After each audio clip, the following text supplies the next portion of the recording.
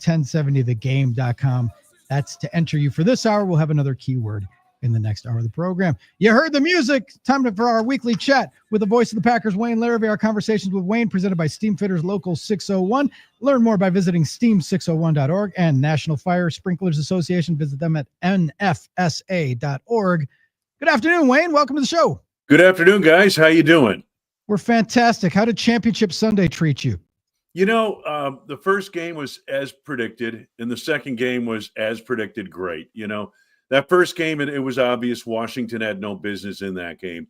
But that AFC game was just outstanding once again. I didn't want it to end. I was like, I don't want this to end. I want them to keep playing. I wanted overtime. I wanted overtime. I did. Yeah, me too. I was hoping for overtime. Yeah. So, okay, the first game, though, Commanders, Eagles, the tush push. Wayne, you've been calling games for a long time. Were you aware of the concept that referees can just award a touchdown? Like, you get a touchdown for this. Like, that referee moment was like, if they don't stop this, I'm turning this car around and we're going back home. I felt like it was my parents when I was in the back of the station wagon. Yeah, you know what? Hockey said that. I had the same feeling, Drew. I mean, that kind of flashback. Yeah. If you don't get in line here, we're going to take this away from you. But you know, I was aware of it, but I'd never seen a situation where it was announced like that. But you know, I don't know what you guys think. Maybe I'm in the minority here. I think that's a terrible play. That tush push crap. Yes. I wish they would just outlie it. It's just a bad play. It is. And everybody can do it. And the Eagles are just the best at it. And they're not breaking any rules. But why not have the competition committee say, enough of that? Let's move on. It's an ugly enough play. Why just get rid of it? Yeah. And the contrast, though, and Buffalo couldn't convert on third and short. They couldn't gain the yard, and because they're not adept at that. I just want to know, when did they get rid of the assisting the runner penalty? Yeah. Because I always thought that was. KB, they I want to say 5 years ago or something like that. Because if you recall that famous shot in the Ice Bowl where Bart's going over the goal line, and right behind him, Chuck Mercine has his hands up like he's signaling touchdown. And Mercine has explained that many times over the years. He was not signaling touchdown. He was just showing the officials that he didn't push Bart into the end zone, because that would have been a penalty. There you go. Yeah, to bring it all back to history. Wayne Larrivee with us. Okay, Wayne, there is a sentiment. We have a chance, and we're on the precipice of history if the Chiefs can three-peat, but it seems like outside of Missouri and the surrounding area, the Ozarks, ain't nobody really want them to win. Yeah. What is the dynamic? It seems like most of the country is we're actually aligning ourselves with Philadelphia fans who might be the worst people on the planet. Yeah, no, I can't root for the Eagles. I'm sorry. I just can't possibly do that. It would be like rooting for the Vikings or rooting for the Red Sox. Even in an intra-squad game, I could not root for the Red Sox. You know, that just there's certain things and inalienable rights that we all have and that God understands. So, no, I can't root for. But, you know, by the same token, and by the way, this week, excellent guest on the Larrivee and LePay podcast. This week, we have Tom Hamilton, the Hall of Fame voice of the Cleveland Browns. He's a Wisconsin kid. He's a Wisconsin guy, grew up on a dairy farm in Wisconsin, and big-time Packers fans. First thing he says when we get on, he says, you know, if Jim Nantz says one more time that they're going to be the first team to repeat, doesn't he remember held up his Packers cap? Hey, the Packers were the last team to repeat, to three-peat. Yes. And, you know, that's the thing that people lose sight of, because the first of those championships came just outside the Super Bowl era. But, right. you know, yeah, I think this is going to be an incredible game to watch. These are the two best teams. I just don't see Kansas City stopping that running game of the Eagles. I watched that game, that the way they opened holes for Barkley, and then Shipley after that. Yeah. Too, he cracked off a 60-yarder. So, man, if that offensive line is in full swing, I think the Eagles could boat race them. Yeah, and it was a terrible matchup. The reason I would have never bet on the Commanders, as much as I would have loved to have seen them pull the upset, is because they couldn't stop the run. They were like 28. They were down to the bottom 3 or 4 in all the run defense categories in the NFL this year. And you know, listen, Waukesha West would have gotten 125, 30 yards against that Washington defense. So the Eagles put 200 plus on them. And I don't think that's going to happen to the Kansas City game. But, KB, you bring up a great point because, as you know, you watched the Kansas City game, and at one point in the second half, that third quarter, Buffalo controlled the third quarter because they ran the football effectively against the Chiefs. And so it can be done, no doubt about that. But Spagnuolo's got 2 weeks now to put this game plan together. It'll be interesting to see. Talking to Wayne Larrivee, the voice of the Packers. What the Chiefs have done, Wayne, is they've kind of pricked a hole in one of my sports theories that good teams dominate and blow people out. And when I look at the standings, I like to look at point differential. Yep. Right. And they've won so many close games. They just have, whether it's luck or just it's in the ether, it's Andy Reid. They're just clutch. When they need a play, they make a play. When they need an official's call, they get a whistle. Everything seems to go their way, and it can't be coincidence. But isn't there something to the idea that, other teams can claim to be more dominant than the Chiefs, especially this year? Yeah, and Drew, I think what we're seeing here is they are well into their dynasty. So I understand what you're saying about point differential, and I agree with you. I think it's a very good stat that shows you how good a team has been week to week in its games. But with Kansas City, that doesn't come into play. And I think part of it is because Minnesota, let's say 3 years ago, Minnesota won a bunch. I think they were like 8-0 in one-score games, and then got beat by the Giants in the playoffs in a one-score game. Well, the Chiefs are they've won 16 straight one-score games, NFL record dating back, playoffs and a year before. The point being is this. When you are a dynasty, you know how much you have to play, how well you have to play to win any given week, any given game.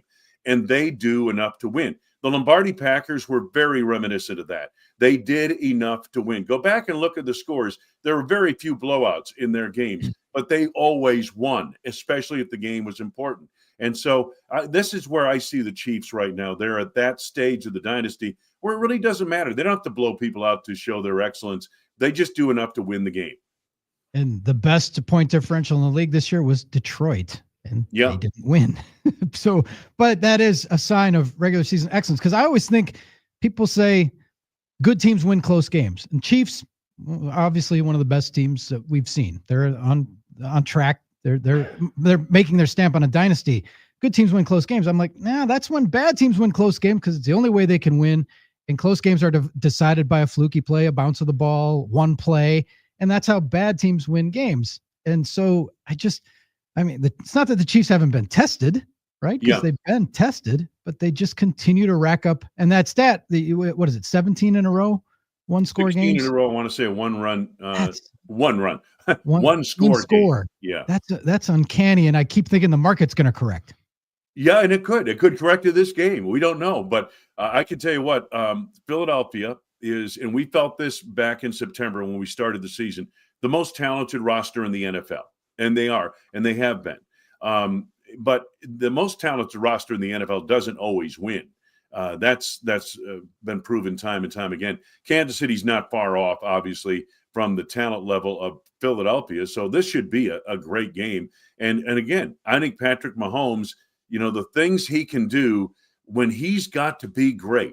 And that's maybe the difference we saw in the Aaron Rodgers era. There were several instances in that era in the postseason where the Packers needed a drive to get it done. And unfortunately, outside of 2010, they were just unable to do that. The Chiefs, when they need a score, when they need a drive to win a game, almost every time they get it. Oh, and on Sunday, they got it without the phantom penalty flag that everyone complains about that Mahomes gets all the time. Yeah, but there was a controversial spot though, KB. Yeah. Oh, that they kind of went back, didn't they, and say, we were wrong. No, they just. I don't think they've said anything yet, but I don't know how on replay, guys, you could have figured that. How I didn't see a replay that was conclusive. Did you guys? Nope, me either. You can't. They're behind Allen. He's creating. You got to see where the ball is. If you can't see the ball, you can't argue the spot. Really, it's one of those things. Wayne, one of the things that stood out with Mahomes, and you saw it a little bit, Josh Allen too, the yards they pick up with their feet. It's devastating if they can scramble. And some of the Mahomes, design runs like in the red zone and stuff, Can the Packers do that more with Jordan Love? Will they avoid it because of his, hefty contract and was it an injury thing? Because he didn't run as much this year as he did his first year. And I don't want my quarterback exposed to risk, but as a safety valve and to once in a while as a change of pace, like if you have a guy, because I think Jordan Love's as good an athlete as Mahomes, right? Yeah, I think Jordan Love can make a lot of yards with his legs if he wants to.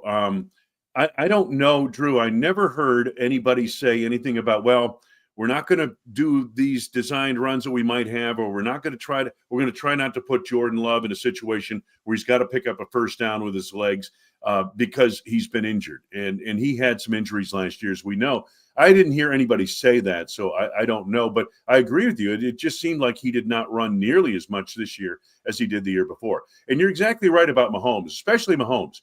Gosh, he can break you down. And it's not how many yards a quarterback runs for. It's when he runs for those yards. You know what I mean?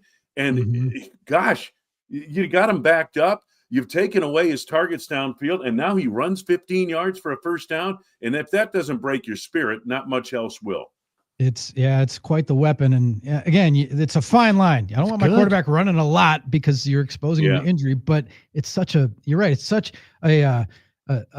a blow to the other team's psyche. Like, we got to 3rd and long and then he ran for 15. Like, now we got to re-rack. And it just, that's what makes those guys, and that's what made that Allen Mahomes matchup so interesting. Because both those guys Allen does the same type of thing. Yeah, absolutely. And the upper echelon of quarterbacks now, it's Allen, it's Burrow, it's Mahomes. Who else would you put in there? Maybe Lamar Jackson, and the young guys. Yeah. Well, Jaden Daniels now. Yeah. Well, he needs to prove himself a little more. Talked up big time, Drew. You're right. He's going to get talked up big time. And you watch next year, it'll be more difficult for him next year to get done what he did this year. Totally with you. Because there's a whole bunch of Steve Spagnuolo types watching tape, figuring out ways to make right now. Confused. No question. Wayne, what's on your docket for college basketball? I know you're shifting gears. What kind of games you got coming up? I've got a few Big Ten games coming up later in the season. I've got UCLA, Purdue, and Purdue, Illinois. But my next game for the Panthers is a big one. Fort Wayne comes in on Sunday afternoon down at Panther Arena. It's going to be a great ball game between the two teams that were picked to win the conference at the start of the year. But I tell you what, Milwaukee's got a good team, Drew. They're so versatile. They can win in several different ways. And on that level, mid-major, there aren't many teams that can do that. But I've seen them win when they've had, went 0-4 from the three-point line and missed 15 free throws. And I've seen them win when they've loaded it up from the three-point line. And they can win in a number of different ways, beat you down the floor with speed and that type of thing. Bart Lundy has a very good, deep, versatile team. We'll see how it holds up, and they're going to have to be perfect in the tournament because only one team's going to make it into the big dance from the Horizon League, but they've got a good shot. Panthers are fun to watch. I've been to a couple games. I would be there Sunday, but Wayne, they're sending us to the Super Bowl, so we'll be in New Orleans. Boy. Oh, yeah. Go ahead, rub it in. Yeah, some of us didn't make the cut. You know what I mean? Hey, we were hoping our teams won enough for us to get there, and alas, what can I say? We'll have him wheel another bet, and you can crash with me and KB. You're welcome. We don't use the room that much anyway. Get there, Yeah, you'll be rooming with our luggage, but you can go ahead. You can go use it. We'll be on the streets, given that we have an afternoon show. We'll have more time on the streets than anybody else. But it's going to be a blast. Oh, Wayne, yes, it is. Thank you for joining us. We appreciate it. We'll talk to you next week. Have fun down in New Orleans, guys. I know you will. All right, Wayne. Thanks. Thanks, Take Wayne. Care. All right, Wayne Larrivee.